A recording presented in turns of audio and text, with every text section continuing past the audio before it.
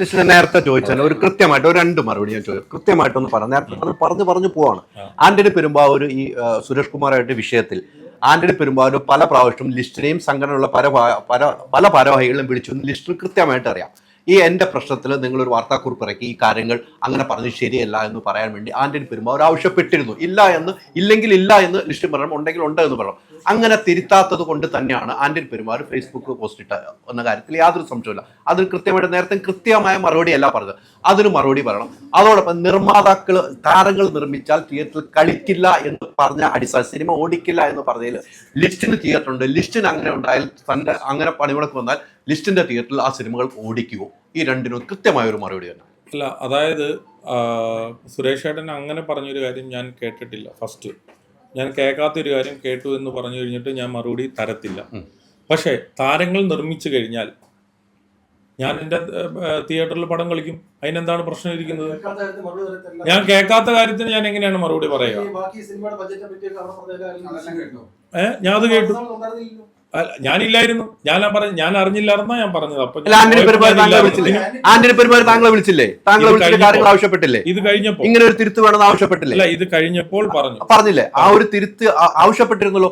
എത്ര പ്രാവശ്യം ആവശ്യപ്പെട്ടു? ആന്റണി പെരുമ്പാവൂർ താങ്കളോട് ആവശ്യപ്പെട്ടു, സംഘടന ഓരോ ആളുകളും ആവശ്യപ്പെട്ടു. അങ്ങനെ ചെയ്യാത്തത് കൊണ്ട് മാത്രമല്ല ആന്റണി പെരുമ്പാവൂർ ഒരു ഫേസ്ബുക്ക് പോസ്റ്റുമായിട്ട് വന്നത്. അല്ലല്ല, അതങ്ങനെയല്ല. പിന്നെ അത് കഴിഞ്ഞിട്ടാണ്. അപ്പൊ നടത്തിയ വാർത്താ സമ്മേളനം സുരേഷ് കുമാറിന് നടത്തുകയായിരുന്നെങ്കിൽ കുറച്ചുകൂടി വ്യക്തത വന്നേനെ. എന്തുകൊണ്ടാണ് സുരേഷ് കുമാർ ഇത്തരം കാര്യങ്ങളെല്ലാം ബോധ്യപ്പെട്ടിട്ടും വാർത്താ സമ്മേളനം നടത്താത്തത്? നിർമ്മാതാക്കളുടെ സംഘടനയോ സുരേഷ് കുമാറോ ആന്റണി പെരുമ്പാവൂർ പരസ്യമായിട്ട് ഈ വിഷയത്തിൽ സ്ഥിതിഗതി വന്നിട്ടില്ല. ഇന്നത്തെ വാർത്താക്കുറിപ്പല്ലാതെ ലിസ്റ്റിൽ പേഴ്സണലായിട്ട് ലിസ്റ്റിന്റെ അഭിപ്രായം പറഞ്ഞു. അല്ല, രണ്ടുപേരും ഞങ്ങൾക്ക് വേണ്ടപ്പെട്ടവരാണ്. ഞാൻ അതാണല്ലോ ഞാൻ പറഞ്ഞത്. ഞാൻ അസോസിയേഷന്റെ ഒരു സെക്കൻഡ്, ഞാൻ ഇത് രണ്ടു പേരോടും അസോസിയേഷനിലുള്ള രണ്ട് മെമ്പേഴ്സാണ്, അല്ലെങ്കിൽ രണ്ട് സ്ഥാനങ്ങളിൽ ഇരിക്കുന്നവരാണ്. ഇവരുമായിട്ട് ഞാൻ ചുമ്മാതെ പറയുന്നതല്ല. ഞാൻ ഇവരോടുമായിട്ട് സംസാരിച്ചതിന്റെ അടിസ്ഥാനത്തിലൂടെയാണ് ഞാൻ സംസാരിക്കുന്നത്. ഇവിടുത്തെ ഒരു പ്രശ്നമേ രണ്ടുപേരും വേണ്ടപ്പെട്ടവരാന്ന് പറയുമ്പോൾ ഒരാൾ സംസാരിച്ചത് സംഘടനയും ഒരാൾ സംസാരിച്ചത് വ്യക്തിയുമായിട്ടാണ്. അപ്പൊ സംഘടനയും വ്യക്തിയും തമ്മിലുള്ള തർക്കമാണ് ഇവിടെ നടന്നുകൊണ്ടിരിക്കുന്നത്. അതിന് വ്യക്തമായ ഒരു മറുപടി കിട്ടുന്നില്ല. അല്ല, അതാണ്. ഒരു മിനിറ്റ്. ഇപ്പോ ആന്റണി ചേട്ടൻ ആ മീറ്റിംഗിൽ വന്നിരിക്കുകയും ആന്റണി ചേട്ടൻ അങ്ങനത്തെ ഉള്ള കാര്യങ്ങൾക്ക് ഭയങ്കരമായിട്ട് എഗനിസ്റ്റും ആയിരുന്നുവെങ്കിൽ ഒരു പക്ഷേ ചിലപ്പോ ആ ഒരു തീരുമാനങ്ങൾ എടുക്കണമെന്നില്ല.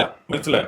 ഒരു മജോറിറ്റി അങ്ങനെയാണല്ലോ. ഓരോരുത്തർ ഓരോ കാര്യങ്ങൾ ഓരോ സ്ഥലങ്ങളിൽ പ്രസന്റ് ചെയ്യുന്നത് പോലെയാണല്ലോ. അപ്പൊ അവിടുത്തെ എന്താണ് അപ്പൊ ഒരു മജോറിറ്റിയുടെ ഒരു സ്വഭാവം എന്താണ്, മജോറിറ്റി ഏതിനെയാണ് സപ്പോർട്ട് ചെയ്യുന്നത് എന്നുള്ളൊരു സംഭവം ഉണ്ടല്ലോ. അപ്പൊ ആ ആളെ വരികയും പങ്കെടുക്കുകയും ആന്റണി ചേട്ടൻ അത് പറയുകയും ചെയ്തിരുന്നെങ്കിൽ അത് വേറൊരു കാര്യമായി ചിലപ്പോൾ എത്രയാണ് ഞാൻ പറയുന്നത്. വരാതെ നമ്മൾ തീരുമാനിച്ചു കഴിഞ്ഞ ഒരു കാര്യത്തെ വന്നിട്ട് അത് പ്രസ് മീറ്റിൽ കൊടുത്തു കഴിഞ്ഞിട്ട് അത് തെറ്റായി പോയി എന്ന് പറഞ്ഞു കഴിഞ്ഞാൽ അത് ശരിക്കും ഇനി തെറ്റായി പോയെങ്കിൽ പോലും നമുക്ക് എവിടെയാണ് അത് ശരിയാക്കാൻ പറ്റുന്നത്? എങ്ങനെ തെറ്റാണോ? അല്ല, മജോറിറ്റിയുടെ അഭിപ്രായമാണല്ലോ അത്. സുരേഷ് കുമാറിന്റെ അഭിപ്രായമല്ല. സുരേഷ് കുമാറിന്റെ അഭിപ്രായമല്ല മജോറിറ്റി. സുരേഷ് കുമാർ ഞങ്ങളുടെ അസോസിയേഷനെ പ്രതിനിധീകരിക്കുന്ന അങ്ങനെ ഒരു കാര്യമാണെങ്കിൽ സംഘടനയ്ക്കുള്ളിൽ ഇവരെല്ലാം വളരെ അടുപ്പമുള്ളവരാണെന്നാണല്ലോ ലിസ്റ്റി പറയുന്നത്. അങ്ങനെയാണെങ്കിൽ സുരേഷ് കുമാർ ഏത് സാഹചര്യത്തിലാണ് വാർത്താ സമ്മേളനം നടത്തിയെന്ന് ആന്റണി പെരുമ്പാവൂരിന്റെ ഫോൺ കോളിൽ തീരുന്ന പ്രശ്നമേ ഉള്ളൂ. ഇത്രയും വലിയൊരു ഫേസ്ബുക്ക് അല്ലാതെ ഞാൻ ഒരു കാര്യം പറയട്ടെ. ഞാനിപ്പോ ഒരു കാര്യം പെട്ടെന്ന് ഇപ്പൊ പറയുക, അത് വേറൊരാൾ കേൾക്കുന്നു. കേട്ട് കഴിയുമ്പോൾ ഞാൻ ആ പറഞ്ഞ ഒരാളോട് പറഞ്ഞൊരു കാര്യം അയാൾക്ക് ഇത്രയും ഫീൽ ചെയ്യുന്ന ഒരു കാര്യമായിരുന്നു എന്നുള്ളത് എനിക്ക് സത്യത്തിൽ അറിയത്തില്ലായിരുന്നു. അങ്ങനെയും വരാലോ. ഈ സുരേഷ് കുമാറിനെ ആന്റണി ചേട്ടനെ മാറ്റി നിർത്തിയാലേ വേറൊരു രണ്ട് വ്യക്തികൾ തമ്മിലുള്ള ഒരു കാര്യമാണെന്ന് ഓർക്ക്. ഞാൻ പറഞ്ഞാൽ ഞാൻ അങ്ങനെ പറഞ്ഞു പോയി, നിനക്കത് ഇത്രയും ഫീൽ ചെയ്യുമെന്ന് എനിക്ക് അറിയത്തില്ലായിരുന്നു എന്നെനിക്ക് ഉദ്ദേശിക്കാലോ. അത് വിശ്വസിക്കാൻ ബുദ്ധിമുട്ടുണ്ട്. കാരണം ഇത്രയും കാലമായി ഒരുമിച്ച് പ്രവർത്തിക്കുന്ന ആൾക്കാരാണ്, ഒരു സംഘടനയ്ക്കുള്ളില് നിൽക്കുന്ന ആളുകളാണ്, ഇത്രയും അടുപ്പമുള്ള ആളുകളാണ്. അപ്പോൾ അവർ ഒരു പ്രസ്താവന നടത്തിയപ്പോൾ ഒരു ഫോൺ കോളിലെങ്കിലും ചോദിക്കില്ല എന്താ താൻ അങ്ങനെ പറയാൻ കാരണം എന്താണോ ഒന്ന് ചോദിക്കില്ലേ? ഞങ്ങളുടെ മുന്നിൽ ഇപ്പോൾ ഉള്ള പ്രശ്നം എന്താണ്? സംഘടന നിലപാട് അതാണ് വാർത്ത കൊടുത്തത്.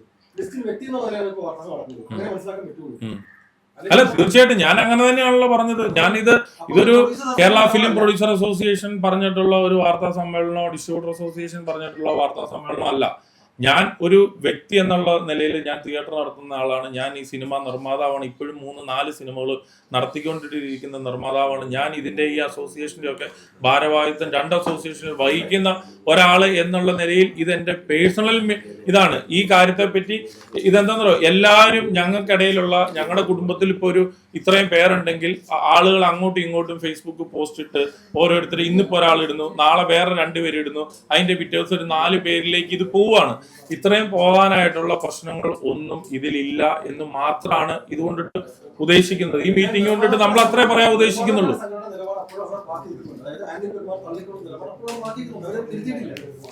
തള്ളി എന്ന് പറഞ്ഞു കഴിഞ്ഞാൽ പുള്ളീനെ എന്നെ സസ്പെൻഡ് ചെയ്തോ, അതാണോ നിങ്ങൾ ഉദ്ദേശിച്ചത്?